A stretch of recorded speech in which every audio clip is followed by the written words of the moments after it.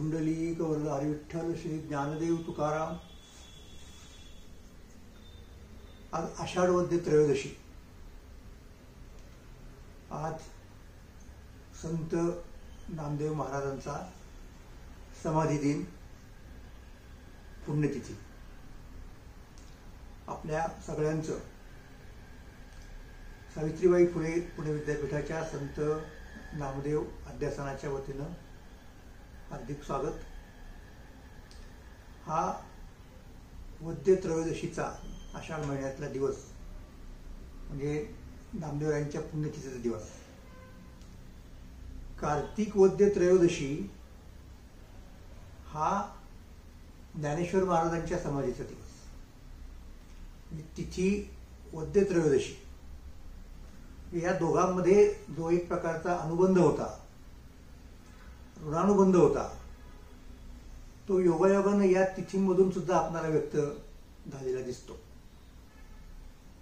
तर आज या निमित्ताने मी संत एकनाथ महाराजांच्या माध्यमातून नामदेवरायांच्या संबंधी काही विचार व्यक्त करणार आहे आणि तीच महाराजांना आदरांजली ठरावी। आपल्याला कल्पना आहे की एकनाथ महाराज 16व्या शतकामध्ये होऊन गेले आणि त्यांनी वारकरी संप्रदायाच्या मंदिराला खांब दिला असं संत बहिणाबाईंनी म्हटलेलं आहे। एकनाथ महाराजांचं वैशिष्ट्य असं की त्यांनी त्यांच्या अगोदर जे संत होऊन गेले त्या सगळ्यांच्या विषयी काही प्रशंसापर, काही स्तुतीपर, काही चरित्रपर असं म्हणून ठेवलेलं आहे। त्यामुळे ज्याला वारकरी संप्रदायातल्या संतांचा अभ्यास करायचा आहे त्याला एकनाथ महाराजांच्या गाथेचा विशेषतः अभ्यास करणं अपरिहार्य आहे। बरेच लोक भागवताचा अभ्यास करतात, एकनाथी भागवताचा, म्हणजे नाथ महाराजांनी जी टीका लिहिली मराठीमध्ये भागवताच्या 11व्या संधावरती, त्या टीकेचा अभ्यास करतात लोक, परंतु एकनाथ महाराजांच्या गाथेकडे लोक फारसे ओळखत नाहीत। तेव्हा नाथांची गाथा ही फार महत्त्वाची आहे आणि तिचा अत्यंत गंभीरपणे अभ्यास करायला पाहिजे, चिंतन करायला पाहिजे त्याच्यावरती, मी नेहमी सांगत आलेलो आहे। तर हा आज मी जो अभंग घेतोय निरूपणासाठी म्हणा किंवा विवेचनासाठी म्हणा, तो अर्थात नाथांचा आहे। कारण एकनाथ महाराजांनी नामदेवरायांच्या जन्माचं, चरित्राचं आणि समाधीचंही वर्णन केलेलं आहे।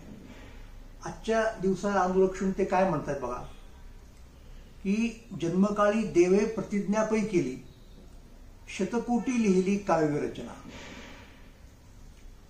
14 जणी त्याचे काव्य ते केले, निरभिमाने वंदिले संतजन, लाडका तो नामा समाधी महाद्वारी, समदृष्टी हरिवरी त्याची, 14 जणी त्याचे काव्य ते केले, निरभिमाने वंदिले संतजन, पाळवनिया लळा समाधी ठेविला, एका जनार्दनी झाला आनंदमय, 14 जणी त्याचे काव्य ते केले, निरभिमाने वंदिले संतजन।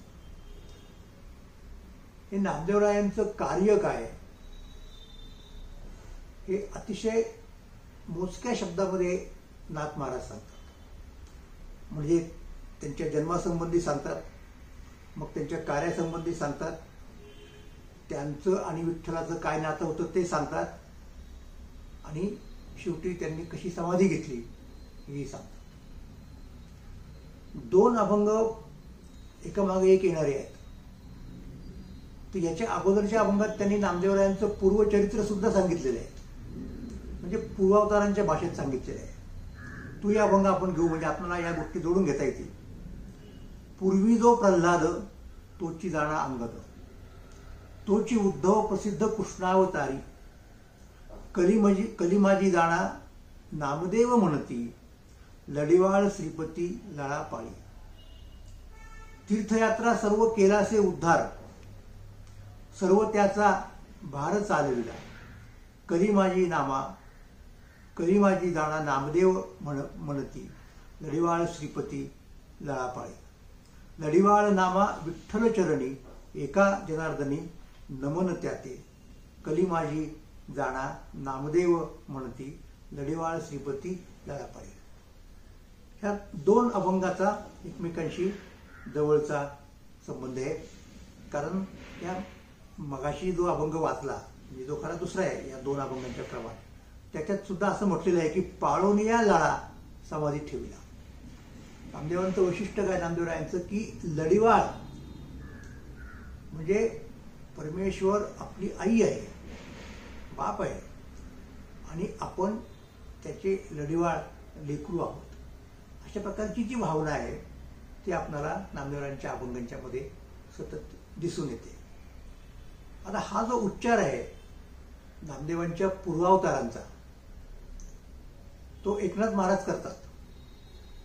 म्हणजे तुम्हाला नामदेवांचं महत्व कळून येईल, त्यांचा अधिकार कळून येईल. काय सांगतायत ते की नामदेवांचा पहिला अवतार म्हणजे प्रल्हाद, बालभक्त प्रल्हाद असं आपण म्हणतो, आपल्याला कल्पना आहे. हिरण्यकश्यपूच्या पोटी आला. हिरण्यकश्यपू दैत्य होता, त्याला या आपल्या मुलांनी भक्ती करणं हे मान्य नव्हतं, विष्णूची भक्ती करणं हे मान्य नव्हतं. मग जो काही संघर्ष झाला त्याने खूप प्रयत्न केले त्या मुलाला संपवण्याचे, पण काही त्याच्यामध्ये त्याला यश नाही आलं आणि शेवटी त्यांनी अखेरचं आव्हान ज्याला म्हणतो आपण की प्रल्हादाला काही म्हणण्यात अर्थ नाही, म्हणजे त्याला त्यांनी प्रयत्न करून पाहिला जमेल तेवढा मारण्याचा. मग शेवटी जो तुझा कुणी विठ्ठल नव्हे त्यावेळेला नारायण शब्द होता असेल, परमात्मा असेल, कोण विष्णू असेल, तो कुठेही मला सांग म्हणजे मी त्याच्याकडे बघतो. तर प्रल्हादाने उत्तर दिलं की अहो बाबा तो कुठे आहे काय, तो सगळीकडेच आहे, जळी स्थळी काष्टी पाशाने सगळीकडे आहे. आता त्याच्यामध्ये काष्ठ शब्द आला, आपण म्हणतो जळी स्थळी काष्टी पाशाने. तर काष्ट म्हटल्यानंतर त्याची नजर गेली हिरण्यकश्यपूची, त्या काष्ट म्हणजे लाकूड, लाकडाच्या खांबावर नजर गेली. हे काष्टच आहे ना. मग त्यांनी विचारलं की असं असेल तर या काष्ठामध्ये म्हणजे या खांबात तो आहे का, तर म्हणाला आहे. मग त्यांनी अत्यंत रागाने त्या खांबाला लाथ मारली, तो खांब मोडला आणि त्यातनं नरसिंहरूप घेतलेला परमात्मा बाहेर पडला. आणि त्यांनी मग हिरण्यकश्यपूचा वध केला आणि प्रल्हादाचं रक्षण केलं. नाम प्रल्हाद उच्चारी तया सोडवी नरहरी, उचलून घेतला कडीयेवरी भक्ती सुखे निवाला. म्हणजे अशा प्रकारे प्रल्हाद हा गेला, हिरण्यकश्यपू गेला, परंतु उचलून घेतला कडेवरी, त्याला कडेवरती घेणारा हा परमात्मा निघाला, परमात्म्याचा अवतार निघाला. अशा या प्रल्हादाचं वर्णन पुराणांतरी केलेलं आहे. एकनाथ महाराज सांगतात की नामदेवरायांचा पहिला अवतार म्हणजे अर्थात प्रल्हादाचा आहे. त्याच्यानंतर अंगद, रामावतारामध्ये वालीपुत्र अंगद होता, तो शूर होता, ज्यानं शिष्टाई करण्याचा प्रयत्न केला. तो रामाचा निरोप घेऊन रावणाकडे गेला, वकिली केली, एक प्रकारची तडजोडीचा प्रयत्न केला, परंतु अर्थात रावण ऐकणार नव्हता. तेव्हा अशा प्रकारे हा दुसरा अवतार आहे तो अंगदाचा आहे. आणि त्याच्यानंतर कृष्णावतारामध्ये उद्धव म्हणजे कृष्णाचे चुलत बंधू होते. आणि जसा अर्जुन कृष्णाचा शिष्य तसा उद्धव सुद्धा कृष्णाचा शिष्य. आणि जसं अर्जुनाला कृष्णाने भगवद्गीता सांगितली, उपदेश केला, त्याप्रमाणे उद्धवाला भागवताच्या माध्यमातून उपदेश केला श्रीकृष्ण परमात्म्याने. तेव्हा हे अवतार प्रल्हाद, अंगद आणि उद्धव.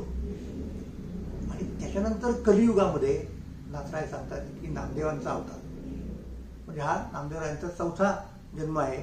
आणि नामदेवरायांनी जन्म घेतला आणि तो आपण जणू काही परमात्म्याचा लेकरू आहोत. लढिवाळ श्रीपती लाळापाळी.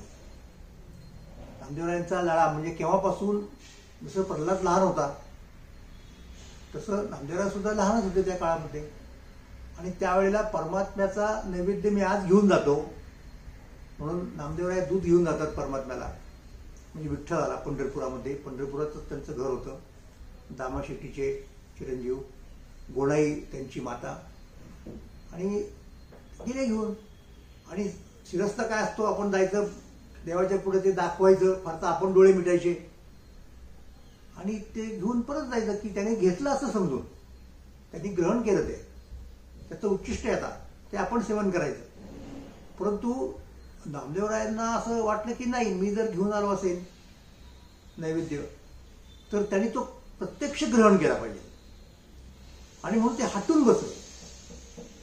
लढिवाळपणा या ठिकाणी, लढिवाळ श्रीपती लळा पाळी, त्या नामदेवरायांचा लळा त्यांनी पाळला आणि ते दूध तो प्याला.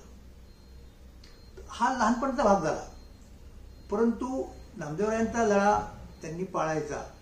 नेणते नेणते काहीच मी नेणते, असं तीर्थावळीमध्ये त्यांनी स्वतःबद्दल म्हटलेलं. मला काही समजत नाही, माझा सगळा भार विठ्ठलावरती आहे, अशा प्रकारे त्यांनी ज्ञानेश्वर महाराजांना सांगितलं स्वतःबद्दल, आणि ते खरोखर होतं. आणि त्याप्रमाणे पुढे असं म्हटलेलं आहे की काय केलं विठ्ठलाने त्यासाठी, तीर्थयात्रा सर्व केलासे होता. आता इथे संदर्भ जो आहे तो तीर्थावळीचा आहे. ज्ञानेश्वर महाराजांना वाटलं की आपण तीर्थयात्रेला जावं, कारण होती त्या तीर्थांचाच उद्धार करायचा होता. खरं म्हटलं तर ती खूप मलिन झाली होती, लोकांची पापं धुवून धुवून खाऊन खाऊन. आणि हा एक भाग झाला. आणि दुसरा भाग असा होता की नामदेवरायांच्या भक्तीचा अनुभव काय आहे हे साक्षात त्यांच्याकडनंच ऐकायचं, आणि मध्ये दुसरं कुणी असता कामा नये, आपण श्रोते आणि ते वक्ते, ही त्यांची इच्छा होती. आणि त्याप्रमाणे ते नामदेवरायांकडे गेले, त्यांना विनंती केली. नामदेवराय सुरुवातीला आडेवेळे घ्यायला लागले की मी पंढरपूर सोडून कुठेही जात नाही, मला रोज विठ्ठलाचं दर्शन घ्यावं लागतं, विठ्ठलाशिवाय मला कुठेही माझं मन रमणार नाही, चैन पडणार नाही. मग असं म्हटल्यानंतर ज्ञानदेवांनी खुद्द विठ्ठलालाच विनंती केली की व यांना काहीतरी सांगा, हे ऐकत नाहीत. मग विठ्ठलाने मध्ये मध्यस्थी केली आणि नामदेवरांनी सांगितलं की एवढं स्वतः ज्ञानेश्वर महाराज जर म्हणतायत तर तुम्ही जा त्यांच्याबरोबर. आणि त्याप्रमाणे नामदेवराव गेले. त्यांच्या संगतीचा आनंद लक्षात घ्या, संगतीचं सुख, त्यांच्याकडनं श्रवण करण्याचं सुख हे ज्ञानदेवांना त्या काळामध्ये मिळालं, दरम्यानच्या काळामध्ये मिळालं. तो सगळा कथाभाग नामदेवरायांनी लिहिलेल्या तीर्थावळी या ग्रंथामध्ये आहे. मग तो प्रसिद्ध त्यांचा संवाद आहे की या संवादामध्ये भक्तिशास्त्रामधल्या मूलभूत संकल्पनांची व्याख्या विचारली ज्ञानोबारायांनी नामदेवरायांना, आणि त्यांचं समाधान होईपर्यंत नामदेवरायांनी त्यांची सगळी ती व्याख्या सांगितली सगळ्या गोष्टींची. ते वारकरी संप्रदायाचं मूलभूत तत्वज्ञानच आहे. तर अशी ही तीर्थयात्रा आहे. तर तीर्थयात्रेमध्ये नामदेवरायांना जेव्हा जेव्हा म्हणून संकट आलं तेव्हा तेव्हा विठ्ठलाने येऊन त्यांचं संकट निवारण केलं. आणि मुख्य संकट कोणतं याची आपणाला कल्पना आहे आपणाला सगळ्यांना, की वाळवंटामध्ये असताना तहान लागली प्रचंड, कुठेही पाणी नव्हतं. योगायोगाने एक विहीर दिसली. ती विहीर अत्यंत खोल, म्हणजे पाणी अत्यंत खाली गेलेलं होतं, काठावरनं तर पिता येणं शक्यच नव्हतं, आणि पाणी काढता येईल असं कुठलंही साधन तिथे नव्हतं. अशा वेळेला ज्ञानेश्वर महाराज योगी होते. त्यांनी योग सामर्थ्यानं असं भिंगुरटीचं रूप धारण केलं. ते आतमध्ये गेले आणि पाणी पिऊन वर आले. आणि नामदेवरायांना सांगितलं की तुम्हाला जर ताण लागली असेल आणि तुम्ही म्हणालात तर मी तुमच्यासाठी पाणी अशा पद्धतीने जाऊ शकतो खाली, परत मला सिद्धी अवगत आहे आणि तुमच्यासाठी आणू शकतो. तर नामदेवरायांनी त्याला नकार दिला. इथे परत त्यांचा तो लढिवाळपणा आपल्याला दिसून येतो की जर मी परमात्म्याला मायबापाच्या स्वरूपात पाहत असेल आणि तोही जर मला लढिवाळ मानत असेल तर हे त्याचं काम आहे की अशा वेळेला त्यांनी माझ्या मदतीला धावायचं आणि मला जे हवं ते द्यायचं. म्हणून त्यांनी विठ्ठलाचा धावा केला आणि त्याप्रमाणे विठ्ठलाला तिथे यावं लागलं. आणि त्यांनी येऊन तिथे ते जे विहिरीत खाली गेलेलं पाणी आहे ते वरती आणलं. गडगडीत कूप ओसंडला असं वर्णन तीर्थावळीमध्ये केलेलं आहे. तर इथे नामदेवरायांना त्यांनी सहाय्य केलं विठ्ठलाने.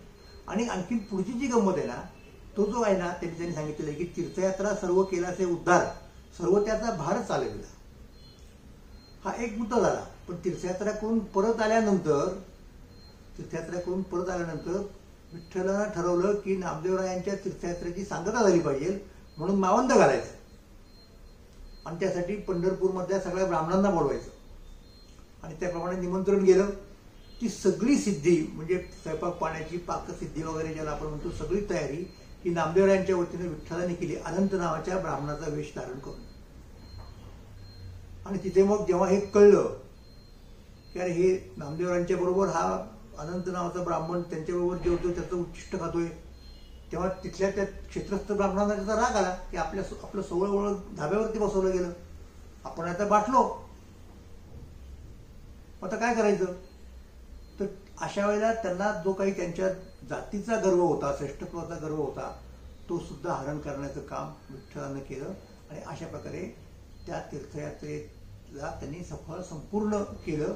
याही अर्थाने सर्व त्याचा भार चालविला असं आपण निश्चितपणे म्हणू शकतो. आणि म्हणून लढिवाळ नामा विठ्ठलचरणी एका जनार्दनी नाम नमन त्याचे. तेव्हा अशा पद्धतीने नमन केलं की सतत विठ्ठलाच्या चरणांना वाचताना असायचे.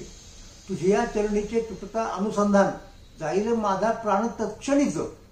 मी जर तुझ्या चरणांपासून बाजूला गेलो तर माझा प्राण जाईल, एवढा त्यांचा निश्चय होता. आणि म्हणून ते जायला तयार नव्हते तीर्थयात्रेला. तर असे हे नामदेवराय, त्यांच्याबद्दल पुढच्या अभंगात नाथराय सांगतात की या नामदेवरायांनी काय केलं? जन्मकाळी देवे प्रतिज्ञापै केली. देवे म्हणजे नामदेव, देवे म्हणजे नामदेवे. नामदेव संपूर्ण शब्द जर तिथे टाकला असता तर ती मात्रा गण वगैरे म्हणतो आपण वृत्त, त्याचा कुठेतरी भंग झाला असता. म्हणून एकनाथ महाराजांनी त्यातला नामशब्द बाजूला ठेवून फक्त देव शब्द वापरला. देवे म्हणजे नामदेवे. जसं तुकाराम महाराज म्हणतात की नामदेवे केले स्वप्ना माझी जागे, त्या ह्याच्यात ते बसलं बरोबर. तर हे सांगतायत नाथराय की काय केलं? जन्मकाळी देवे प्रतिज्ञापै केली. काय नामदेवांनी प्रतिज्ञा केली? शतकोटी लिहिली काव्य रचना, 100 कोटी अभंग रचण्याची प्रतिज्ञा केली. आणि पुढे नाथराय सांगतात की 14 जणी त्याचे काव्य ते केले, निर्भिमाने वंदिले संतजन. तर ही प्रतिज्ञा एकट्या माणसांच्याकडनं शक्य होणार नाही, कदाचित पूर्ण होणार नाही. म्हणून नामदेवरायांच्या कुटुंबामधल्या 14 लोकांनी, की ज्यांच्यामध्ये दासी जनाबाई यांचाही समावेश आहे, अभंग रचना केली आणि ती संख्या पूर्ण करण्याचा प्रयत्न केला. आणि हे सगळं करताना अत्यंत नम्र व्हावे. आपण संतांचं काम करतोय, आपण देवाचं काम करतोय, या नम्र वृत्तीनं कुठल्याही प्रकारचा अभिमान त्याच्यामध्ये नाही. नामा म्हणे जरी आलं, जसं तुका म्हणे येतं, तसं त्याच्यामध्ये नाव आलं आपलं तरी ते अभिमानाने आलेलं नाही. ती परमात्म्याची प्रेरणा आहे, त्यातनं मी ही रचना करतोय. म्हणून नामा म्हणे हे नाव सतत येत गेलं. तेव्हा 14 जणी त्याचे काव्य ते केले, निर्भिमाने बोलले संतजन. आता त्यातली गंमत बघा अशी की एकनाथ महाराजांनी असं गृहीत धरलेलं आहे की 100 ते 100 कोटी काव्य नामदेवराय आणि त्यांचे 14 कुटुंबीय यांनी मिळून पूर्ण केलं. पण वस्तुस्थिती काय होती की काही राहिले होते करायचे, आणि ते राहिलेले अभंग पूर्ण करण्याचं काम नामदेवरायांचे नंतरचे अवतार म्हणजे नाथरायांच्या नंतर झाले, तुकाराम महाराज. तर तुकाराम महाराजांनी ते काम केलं. आणि म्हणून तुकाराम महाराजांचं चरित्र आणि नामदेव महाराजांचं चरित्र हे एकमेकाशी निगडीत आहेत. तुकोबाराय म्हणतायत की नामदेवे केले स्वप्ना माझी जागे, सगळे पांडुरंगे येऊन या, सांगितले काम करावे कवित्व, वावगे निमित्त बोलू नये. कवित्व करायला सांगितलं नामदेवरायांनी आणि विठ्ठलांनी अर्थात. आणि शेवटी म्हणतायत की प्रमाणाची संख्या सांगे शतकोटी, उरले ते शेवटी लावे तुका. म्हणजे एकूण प्रमाण मला 100 कोटी करायची होती. एक शक्यता अशी सुद्धा आहे, म्हणजे प्रमाण हा जो शब्द आहे ना, तो एकेका चरणासाठी वापरतात, एकेका कडव्यासाठी वापरतात. म्हणजे 100 कोटी अभंग म्हणण्यापेक्षा कदाचित 100 ओळी, 100 कोटी ओळी असंही त्याच्यामध्ये असू शकेल श्लेष, आपल्याला माहित नाही नेमकं काय. पण तुकोबाराय म्हणतात की प्रमाणांची संख्या सांगे शतकोटी, उरले ते शेवटी लावी तुका. जे राहिलेत ते तुकाराम महाराजांनी ते शेवटाला तडीला न्यावं आणि ती संख्या पूर्ण करावी, अशा प्रकारची आज्ञा झाली. आणि मग तुकाराम महाराजांनी तेव्हापासून अभंग रचना करायला सुरुवात केली. हा पुढचा इतिहास, नाथरायांच्या नंतरचा इतिहास. इथे नाथराय काय सांगतात की त्यांनी काय केलं? 14 जणी त्याचे काव्य ते केले, निर्भिमाने वंदिले संतजन. लाडका तो नामा समाधी महाद्वारी, समदृष्टी हरिवरी त्याची. आणि हा मुख्य मुद्दा आहे की नामदेवरायांनी समाधी घेतली, तो आजचा दिवस आहे. म्हणून हा अभंग मी या ठिकाणी निरूपणासाठी घेतला होता. ही जी तिथी आहे आषाढ वद्य त्रयोदशी, या दिवशी नामदेवरायांनी पंढरपूरमध्ये समाधी घेतली. म्हणजे कुठे, कशी? तर नामदेवरायांच्या अगोदर ज्ञानेश्वर महाराजांची समाधी झाली होती. त्यात त्यांची समाधीचे अभंग आहेत नामदेवरायांची. स्वतः नामदेवराय तिथे उपस्थित होते. आणि ज्ञानेश्वर महाराज काय करतो? ज्ञानेश्वर महाराज, सोपान काका, मुक्ताबाई आणि निवृत्तीनाथ आणि चांगदेव सुद्धा या सगळ्या मंडळींना आणि चांगावटेश्वर सुद्धा अशा एकूण 6 जणांना नामदेवरायांनी आपल्या उपस्थितीमध्ये त्यांचा समाधी सोहळा परिपूर्ण केला आणि तो लिहून काढला सगळा मग अभंग रूपानं, ज्याला आपण समाधी प्रकरण म्हणतो. मग आता नामदेवरायांनी पुढे खूप आयुष्य ते जगले. ज्ञानेश्वर महाराजांनी ज्या मंदिराचा पाया घातला, भागवत धर्माच्या मंदिराचा पाया घातला, त्याचा विस्तार त्यांनी केला आणि तो पंजाबपर्यंत गेला, आपल्याला कल्पना आहे. आणि मग समाधी घेण्यासाठी ते परत पंढरपूरला आले. आता समाधी कुठे घ्यायची, तर त्यांनी सांगितलं की तो चरणाचा जो मुद्दा त्या ठिकाणी होता ना, की लढेवाळ श्रीपतीला पाळी तुझे चरणीचे तुटता अनुसंधान, त्या चरणाजवळ, पण तरी सुद्धा त्याच्यात आणखीन एक नम्रतेचा मुद्दा आला. नामा म्हणे आम्ही पायरीचे चिरे, संत पाय हिरे वरी देती. नामदेवरायांनी विनंती केली पंढररायाला की तुझ्या दारात मला समाधी दे. आणि त्या समाधीवरती मग तिथे पायरी आली आपोआप, की संत येतील दर्शनासाठी आणि त्या पायरीवर पाय ठेवतील. म्हणजे किती किती माणसांनी नम्र असावं याची नामदेवराय म्हणजे पराकुटीचं उदाहरण आहे. कल्पना करा, संतांच्या बद्दल किती आदर असेल की माझ्या समाधीच्या तिथे पायरी असेल आणि त्या पायरीवरून संत मंडळी जातील, त्यांच्या चरणीची धूळ मला लागेल, मी पायरीचे चिरे, असं नामदेवराय सांगतायत. आणि विठ्ठलाने अर्थात त्यांचा जो हट्ट आहे, हा ही लढीवाळी आहे, ती लढीवाळी, तो हट्ट त्यांनी पूर्ण केला. तो आजचा दिवस आहे आणि आजच्या दिवशी नामदेवरायांनी त्यांच्या 14 कुटुंबियांच्यासह पंढरपूरच्या विठ्ठलाच्या महाद्वारात समाधी घेतली. लाडका तो नामा समाधी महाद्वारी, समदृष्टी हरिवरी त्याची. आणि त्यात दुसरा मुद्दा काय होता आहे, जसा हा होता संत पाय हिरे वरी देती, हा एक मुद्दा. आणि दुसरा मुद्दा असा की परमात्मा सतत माझ्या नजरेपुढे असला पाहिजे, सदा माझे डोळा जडो तुझी मूर्ती, रुक्माईच्या पती सोयरी, असं तुकाराम महाराज जे म्हणाले की नाही. तर त्या पद्धतीने नामदेवरायांनी अशी इच्छा व्यक्त केली की समदृष्टी हरिवरी त्याची, मला सतत परमात्म्याचे चरण दिसले पाहिजेत, परमात्मा दिसला पाहिजे. म्हणजे आता बघा, अगोदर हे कुणी केलं होतं, अगोदर भक्त पुंडलिकांनी केलं. पुंडलिक रायाने बरोबर आपल्याला दिसतील परमात्मा अशा टप्प्यावर त्यांना उभं केलं विटेवरती. त्यामुळे पुढे पुंडलिकाची समाधी, मध्ये नामदेव महाराजांची समाधी, आणि मग श्री विठ्ठल. असं विठ्ठलाकडे सतत पाहणारे 2 जण तिथे आहेत, एक पुंडलिक आहे आणि एक नामदेवराय आहेत. म्हणून एकनाथ महाराज सांगतायत की लाडका तो नामा समाधी महाद्वारी, समदृष्टी हरिवरी त्याची. आणि त्याच्यात गंमत कशी आहे की हे एक प्रकारचं रिसिप्रोसिटी म्हणतो आपण. जसं नामदेवरायांना विठ्ठलाला पाहिजे इच्छा आहे, तसं विठ्ठलाला सुद्धा नामदेवराय सतत आपल्या जवळ पाहिजेत असं वाटायचं.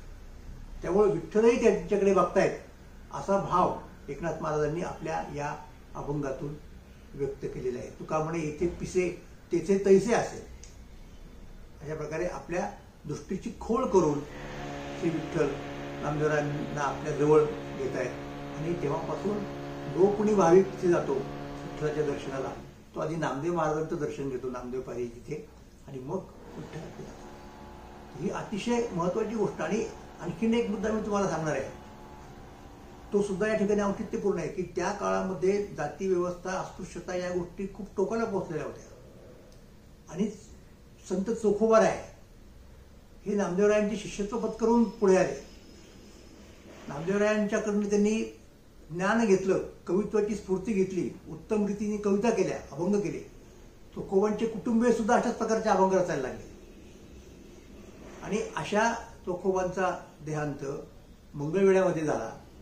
त्या गावकुसाची इमारत गावकुसाची भिंत बांधताना ती भिंत पडली आणि त्याच्यामध्ये झाला. तर हे जेव्हा नामदेवरायांना कळालं तेव्हा नामदेवराय तिथे गेले आणि त्यांनी चोखोबारायांच्या अस्थी गोळा केल्या आणि त्या कुठे ठेवल्या, साक्षात विठ्ठलाच्या देवळाच्या दाराच्या पुढे ठेवल्या, तिथे त्या पुरल्या. म्हणजे ही त्या काळातल्या समाजामध्ये नामदेवरायांनी केलेली फार मोठी क्रांती होती, लक्षात ठेवा. म्हणजे काही वर्षांपूर्वी काही दशकं झाली खरं तर, त्याला 70च्या आसपासची गोष्ट आहे, 1900. बाबा आढावांनी एक गाव एक पाणवठा अशा प्रकारची चळवळ केली होती की एका गावामध्ये सवर्ण लोक वेगळ्या पाणवठ्यावरती पाणी भरतायत आणि दलित मंडळी दुसऱ्या पाणवठ्यावरती पाणी भरतात, असं होता कामा नये. त्यांच्या चळवळीला जे काही थोडंफार यश यायचं ते आलं असेल, किंवा नंतरच्या काळात आता बहुतेक ठिकाणी नळाने पाणी आल्यामुळं तो प्रश्नही जवळजवळ इतिहास जमा झाला. पण तेव्हा सुद्धा बाबांना खूप त्रास झाला. बाबांच्या अगोदर आपल्याला कल्पना आहे, महात्मा फुलेंनी हा प्रयोग करून पाहिला होता. स्वतः संत एकनाथांनी अशा गोष्टी केल्या होत्या. पण अजूनही आपल्या संपूर्ण भारतामध्ये, महाराष्ट्रामध्ये आपण बघतो की सवर्ण लोकांची दहनभूमी वेगळी असते आणि तथाकथित अस्पृश्यांची दहनभूमी वेगळी असते. ते तिथे देखील ते एक येऊ देत नाही. नामदेवरायांनी अशी क्रांती केली की थेट विठ्ठलाच्या देवळाच्या तिथे तुकोबांची समाधी निर्माण केली. आणि एक लक्षात घ्या, म्हणजे जसं मला विठ्ठलाच्या पायापाशी समाधी घ्यायची आहे, संत माझ्या पायरीवरून पाय देऊन पुढे जातील, हा जसा एक हेतू होता, तसा दुसरा हेतू असा की मला माझ्या सत्शिष्याच्या समाधीच्या जवळ समाधी घ्यायची आहे.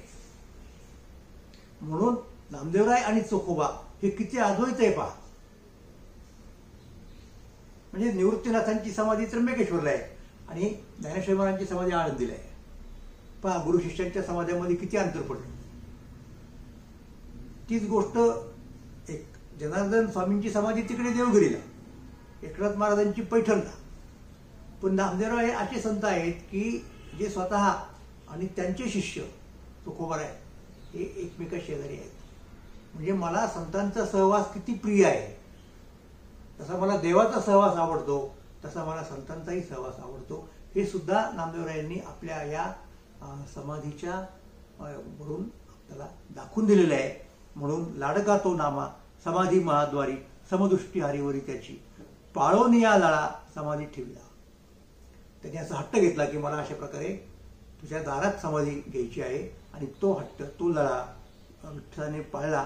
म्हणून नाथराय समारोप करतात, पाळोनिया लळा समाधी ठेविला, एका जनार्दनी झाला आनंदमय. समाधी घेतली म्हणजे आनंदमय झाले, त्या अवस्थेला पोचले. अशा प्रकारचं वर्णन आजच्या दिवसाच्या नामदेवरायांच्या समाधीचं एकनाथ महाराजांनी केलेलं आहे. तेव्हा नामदेवरायांच्या चरणी शिरसाष्टांग नमस्कार करून, त्यांना अभिवादन करून आजची ही सेवा, निरूपणाची सेवा त्यांना समर्पित करतो. पुंडलिक वरदारी विठ्ठल, श्री ज्ञानदेव तुकाराम, शुद्ध नामदेव महाराज की जय.